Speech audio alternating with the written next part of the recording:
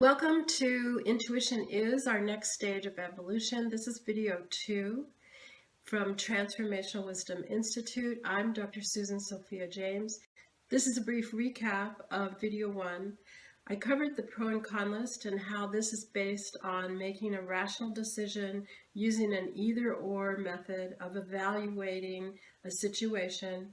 And I gave you a tool of beginning to tune into your intuitive awareness that arises within your whole body as opposed to just the mind. I also shared that when we have anxiety and stress, these get in the way of using intuition, and the things that help us access intuition actually minimize and diminish anxiety and stress. We went beyond the pro and con list with a tool called free association brainstorming, using paper and a way to tap into that greater sense of awareness. In this video, we're covering 5 stages of intuition for inspirational breakthroughs. The last stage of the 5 stages of intuition for inspirational breakthroughs is the flash, and it really is a unique feature on its own, and I'm excited to present them because you're going to notice how intuition shows up in your life. I'm also covering knowing the key elements of intuition so you can use them. And I'm also going to cover how Nobel Prize winners and award-winning authors use intuition, because the way they use it is very inspirational. So let's dive into the material. Dr. Sadler Smith considers intuition and insight as 2 essential tools that we use to make sense of our world. Whether it's a perception of knowing or understanding from a resonant, informed hunch based on our expertise, intuition and insight work together, helping us clarify our awareness and make decisions. Insight is about how we come to understand things, and intuition is in essence about how we're trained to tap into and acknowledge our inner knowing and awareness, then reflect and then act. These are aspects of the skills and intuition awareness we do use in everyday life. Intuition and insight are more abstract than the cognitive skills, and remembering back to video 1 where we were looking at rational analytical mind compared to intuitive awareness. The following information examines 5 premises of intuition and insight. The first premise is about ideas and innovation. This includes how insight, one of our highest level skills, leads to innovation and ideas, and how this in turn drives making new decisions and developing things in the workplace, and also helps us evolve. And this is examining concepts which help us conceive and generate ideas and recognize patterns for ourselves and in business. And recognizing patterns is called connecting the dots, and we're going to get more into that in a little bit. Sadler Smith looked at specific groups of people, including artists, scientists, and inventors, who were studied over time, which revealed a 4- and 5-stage process of using intuition. And I mentioned before that the 5th stage is considered almost a separate piece of that group of intuition and how it works and functions. One of the 5-stage processes is mental preparation, which is confronting and conceptualizing core aspects of a problem. And what this means is it can be a direct, more rational analytical approach, and that can also be combined with feeling awareness. And an example is studying and learning about a situation. In this example, we're going to look at considering getting a red Volkswagen Bug. The first thing you might consider is how much horsepower it would need. The next is, what about emissions? And then also you would want to think about repairs, and then if there are any recalls. In this example, you would also think about computer research, maybe talking to people who have Volkswagens, and also going to the dealership. Another consideration would be looking at any books. to see if there's information there that might be valuable. Again, in this process, this is completely rational, and there's other things that will be engaged in the intuitive model. Another step in this list, in this 5-stage process, is non-conscious. And what non-conscious means is that there is no direct focusing on the topic. It means that the topic is released and allowed to simply be filed or not focused on any longer. And we're going to look at 2 different ways non-conscious incubation is engaged. One method of non-conscious incubation is to simply get up and literally go away. That means no longer engaging with whatever it is that you're considering or thinking about or studying. It means getting a break. Sometimes that can be filed away in your consciousness, knowing that by filing it and turning it over, releasing it, it will percolate on its own, and something else will arise that will be a key in the lock or another way that you'll perceive the information. And here's another aspect of non-conscious incubation, or another way to engage with it.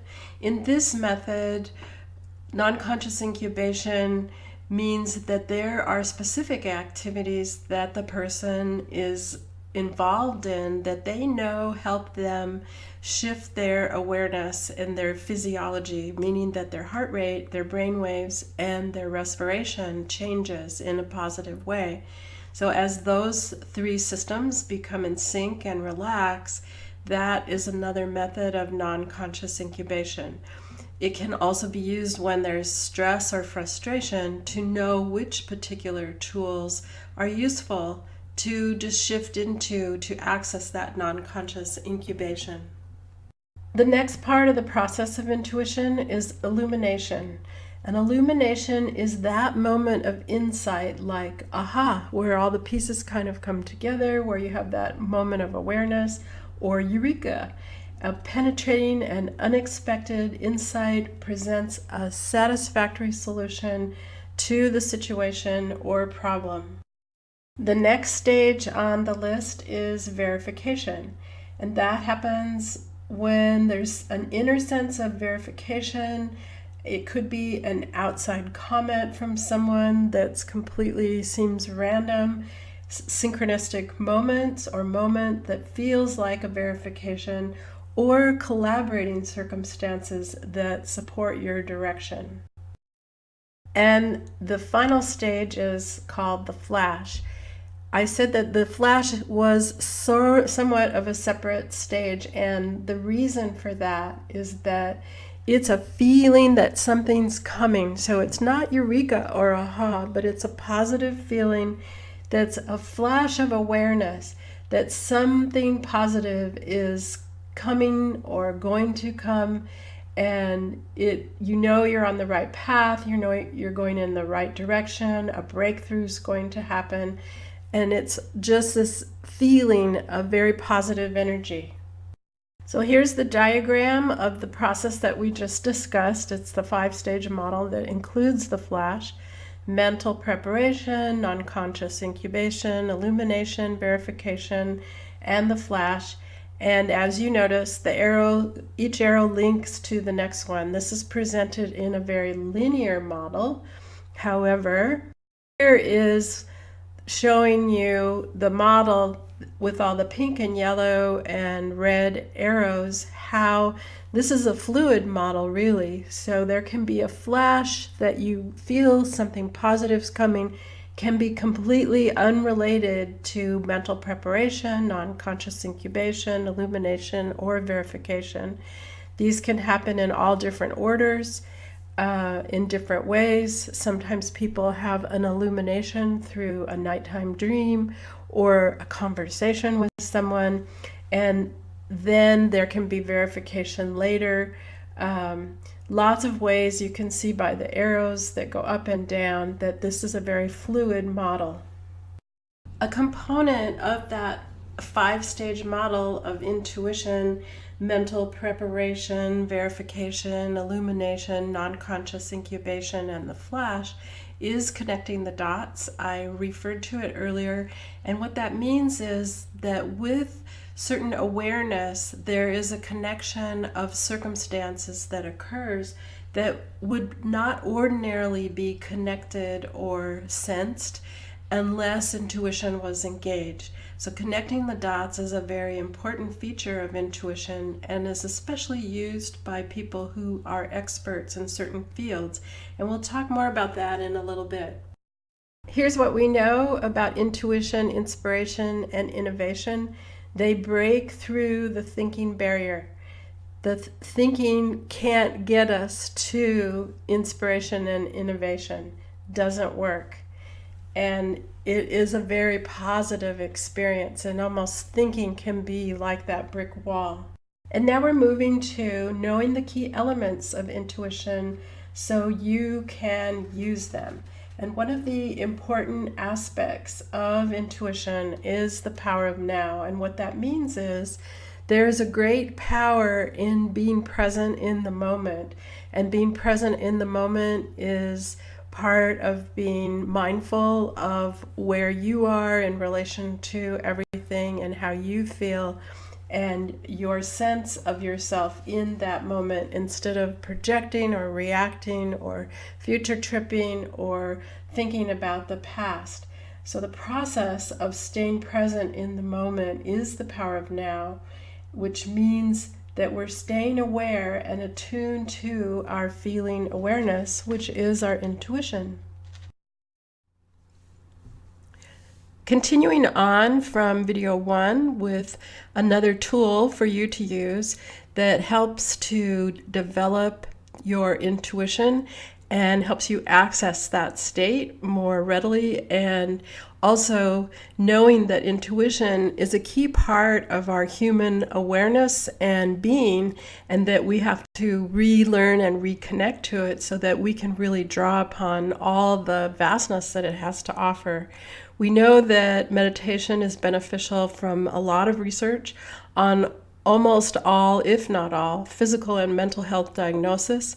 We know that meditation is one of the methods that helps us shift out of our ordinary vigilant state of awareness into a more relaxed state. And this is a deep and vast resource for us in many different ways.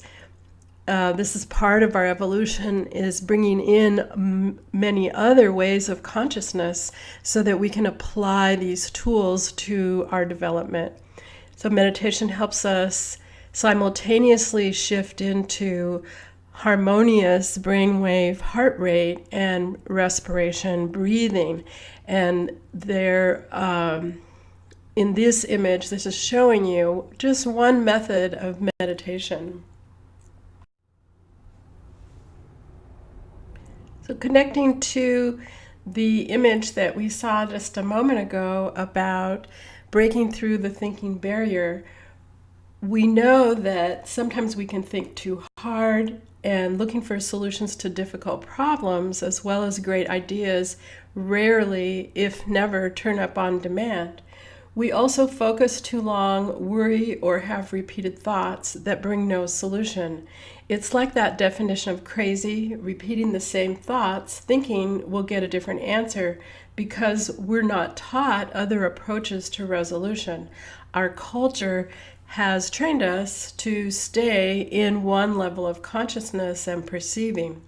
And expanding further, knowing how to engage intuition, having downtime and time to play helps us develop intuition, which is part of and involved with relaxation.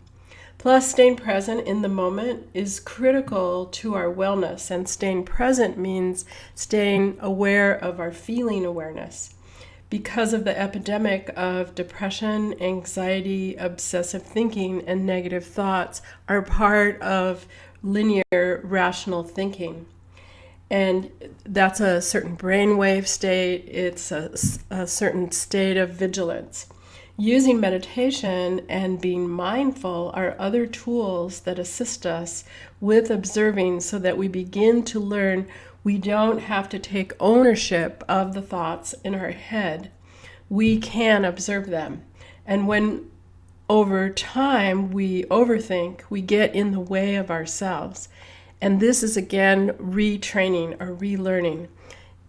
Our culture is moving towards a time when we will be able to access different levels of consciousness that help us use tools of problem solving and looking for and finding different options and getting ideas and insight.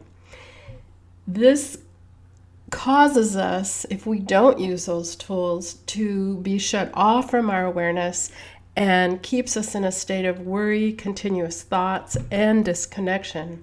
Intuition is a component of staying present and is inherent in staying in a healthy state within our body, mind, emotions, and spiritual health. And it is an innate state.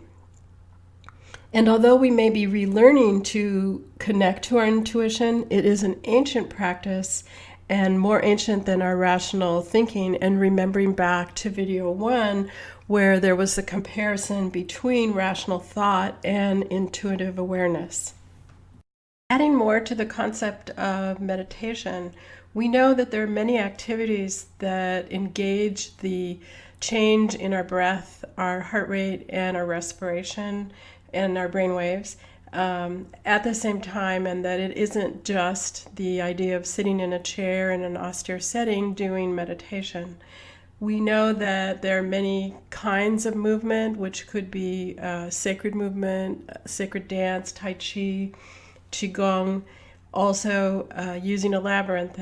This image is here, I want to draw your attention to. Anyone can walk in a labyrinth. However, using the labyrinth in this method would be engaging your sense of yourself in that space. So it's spatial awareness, your feet on the ground, sensing the light and the shadow, the temperature, your proximity to anyone else in the space, and also noticing your breath and staying present as you observe the process of walking in the labyrinth. Those same tools can be applied to being in nature. It doesn't have to be a forest. It can be another nature environment. The Japanese have a name which they call forest bathing that they have done research on that shows how much it profoundly affects us. So engaging in the same manner, noticing your breath, your proximity, the light and shadow, the temperature, your feet on the ground, how you feel when you approach different things. Those are all part of being mindful and aware. And the goal is that you hold your attention there. Dr. Bernard Benson calls this the relaxation response. And now we're going to look at Nobel Prize winners and award-winning authors and their use of intuition. The first person we're going to discuss is on the top left, and that is Michael Brown, Nobel Prize winner in medicine. And here's what he says. I think we almost felt at times that there was almost a hand guiding us, because we would go from one step to the next, and somehow we would know which was the right way to go. And I really can't tell how we knew that, how we knew that it was necessary to move ahead. And the next person on the going from the left is Stanley Cohen. And here's what he says. He is also a Nobel Prize winner in medicine. To me, it's a feeling. Well, I don't really believe this result, or the feeling of this is a trivial result, of this is an important result, and let us follow this path. I'm not always right, but I do have feelings about what is an important observation and what is probably trivial. So use those feelings in his guidance to direct him as he was doing his research. So both of these are examples of expert intuition and how they used their expertise in their field and also used intuition. So it's the relationship that can co-occur. And the next person, second from the right, a woman, is Eileen Caddy. And here's what she wrote. Cease trying to work out everything with your minds. It will get you nowhere. Live by intuition and inspiration, and your whole life will be the revelation. And the last person on the right is Madeline D'Engle, an award-winning author, as all of these authors are. She wrote many books and has many awards. And she says, don't try to comprehend with your mind. Your minds are very limited. Use your intuition. On the bottom left is Nobel Prize winner in literature, Toni Morrison. And she wrote a poem. I watch your face. I stare into your eyes. I check out your body language and I peep your tone. I make use of your words. I hear what you don't say. I interpret your silences. Most importantly, I trust my intuition. And the last woman on the bottom right is author Jamie Sams. She's a spiritual leader and has contributed to many organizations. She wrote, Trust, Follow the Flow, See and Know. Albert Einstein wrote, the intuitive mind is a sacred gift, and the rational mind is a faithful servant. We have created a society that honors the servant and has forgotten the gift. I love this picture of Albert Einstein. He also said about intuition, the intellect has little to do on the road to discovery. There comes a leap in consciousness. Call it intuition or what you will. The solution comes to you and you don't know how or why. The truly valuable thing is the intuition. The only real valuable thing is intuition. This is the end of video 2. In video 3, we'll cover 6 simultaneously occurring areas of intuition and how to recognize them, 5 different areas to apply intuition throughout all of our lives, and 5 more tools for applying and developing your intuition so that you can develop that, and over time they become more and more useful. Thanks for listening.